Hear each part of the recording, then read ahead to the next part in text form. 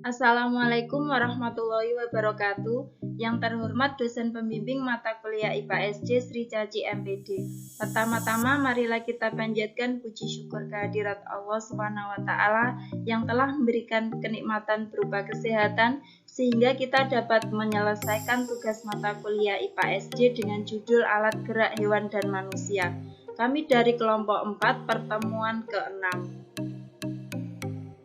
Perkenalkan, nama saya Dewi Eko Susanti yang bertugas sebagai moderator sekaligus pemateri 1 dan rekan saya Sri Puji Astuti sebagai pemateri 2. Kami dari Fakultas Keguruan dan Ilmu Pendidikan Program Studi PGSD 2021 Universitas Tonggolawe Tuban.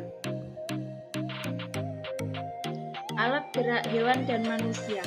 Tema 1 kelas 5 SD semester 1. Mata pelajaran IPA SD, yaitu subtema 1, pembelajaran 1, subtema 2, pembelajaran 1, dan subtema 3, pembelajaran 1, 2, 3, dan 4. Adapun kompetensi dasar meliputi 3.1, menjelaskan alat gerak dan fungsinya pada manusia dan hewan, serta cara memelihara kesehatan alat gerak manusia. 4.1, membuat model sederhana alat gerak manusia dan hewan. Subtema 1 pembelajaran 1, alat gerak manusia dan hewan. 1. Fungsi rangka. Rangka berfungsi memberikan bentuk tubuh makhluk hidup, menegakkan tubuh makhluk hidup sebagai tempat melekatnya otot, sebagai pelindung organ-organ dalam tubuh yang vital, tempat menghasilkan sel darah merah, tempat penimbunan dan penyimpanan zat kapur, dan sebagai alat gerak pasif. Kedua, alat gerak hewan. Alat gerak hewan dibagi menjadi dua, yaitu hewan vertebrata dan hewan invertebrata. Untuk hewan vertebrata contohnya ikan. Alat geraknya yaitu sirip dan ekor. Fungsinya untuk berenang. 2. Burung. Alat geraknya kaki yang berfungsi untuk berjalan dan terbang. Sedangkan hewan invertebrata contohnya adalah cacing tanah, memiliki tubuh yang terdiri atas segmen-segmen dan mempunyai struktur organ yang sederhana. Cacing tidak memiliki alat gerak namun memiliki otot pada tubuhnya. Yang kedua, bekicot atau siput merupakan hewan bertubuh lunak. Bekicot menggunakan otot perut dan otot kaki. Subtema 2 pembelajaran 1, alat gerak manusia. Manusia memiliki kemampuan untuk bergerak dan melakukan aktivitas seperti berjalan, berlari, bersepeda, dan sebagainya. Kemampuan ini didukung oleh adanya sistem gerak yang merupakan hasil kerjasama yang serasi antar organ sistem gerak seperti rangka, persendian, dan otot. Tulang sebagai organ gerak manusia dan bagian-bagiannya meliputi 1. Kerangka kepala atau tengkorak. Kerangka kepala atau tengkorak meliputi tulang-tulang tengkorak wajah dan tulang pelindung otak. Kedua, rangka badan. Rangka badan meliputi tulang belakang, tulang rusuk, tulang dada, tulang gelang bahu, dan tulang gelang panggul. Dan selanjutnya ada rangka anggota gerak tangan dan rangka anggota gerak kaki. 2. Jenis-jenis tulang berdasarkan bentuknya dan zat penyusun dibagi menjadi 3, yaitu yang pertama tulang pipi. Tulang pipi adalah tulang yang tipis berbentuk pipi atau gepeng namun juga kadang-kadang melengkung. 2. Tulang pipa. Tulang pipa ini adalah tulang yang memiliki bentuk panjang dan bulat seperti pipa. Ketiga, tulang pendek. Tulang pendek bentuknya bulat pendek dan di dalamnya berisi sumsum merah. 3. Otot manusia dan fungsinya. Otot merupakan alat gerak aktif dan dapat bergerak karena adanya sel otot. Otot bekerja dengan cara berkontraksi dan berelaksasi.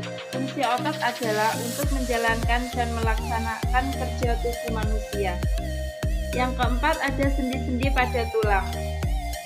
Tulang manusia berhubungan satu sama lain. Hubungan antar tulang manusia disebut sendi. Berdasarkan arah geraknya, sendi dibedakan menjadi 5 macam, yaitu sebagai berikut. Yang pertama ada sendi engsel, sendi peluru, sendi pelana, sendi geser, dan sendi putar. Selanjutnya materi akan disampaikan rekan saya. Selanjutnya subtema 3 pembelajaran 1. Cara memelihara alat gerak pada manusia. Yang pertama, meningkatkan kandungan kalsium dalam asupan makanan.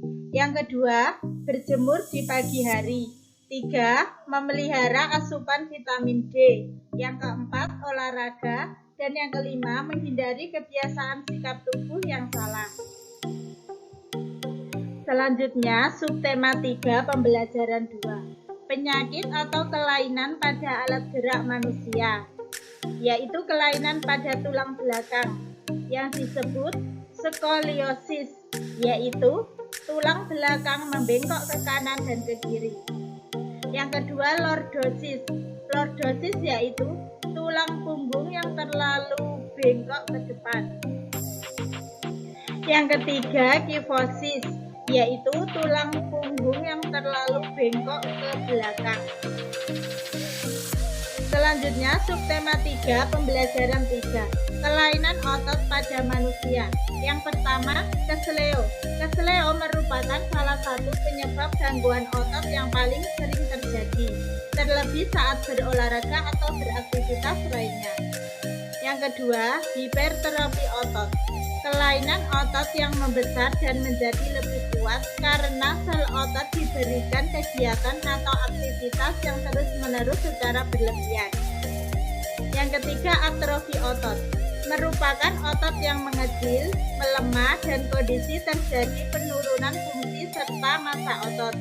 Yang keempat, stiff kaku atau disebut juga kaku leher.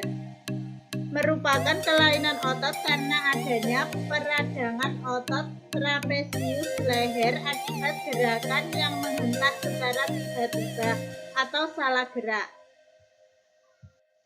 Yang kelima, tetanus. Merupakan kelainan otot yang disebabkan adanya infeksi Clostridium tetani. Tetanus menyebabkan otot menjadi kejang-kejang. Selanjutnya, cara mencegah terjadinya kelainan pada organ gerak manusia. Yang pertama, untuk menghindari kelainan pada kaki X yang merupakan bawaan sejak lahir, ibu hamil dianjurkan untuk memperbanyak mengkonsumsi sayuran dan minuman susu berkalsium. Yang kedua, agar terhindar dari artritis, sebaiknya selalu menjaga metabolisme asam urat dalam tubuh dengan membatasi makanan yang dapat memicu meningkatkannya asam urat.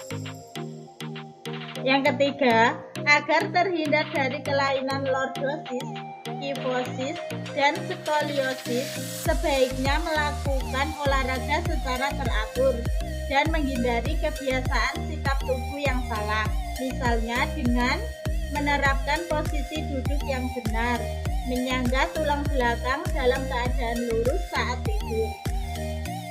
Dan yang kelima, agar terhindar dari rakitis, dianjurkan untuk banyak mengkonsumsi telur, susu, dan minyak ikan, serta berjemur di pagi hari.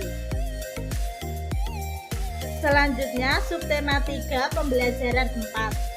Penyebab gangguan kesehatan alat gerak, yaitu penyakit yang menyerang pada tulang. Yang pertama, retak dan patah tulang, atau disebut juga fraktura, kelainan pada tulang akibat benturan benda keras yang terjadi karena kecelakaan atau jatuh.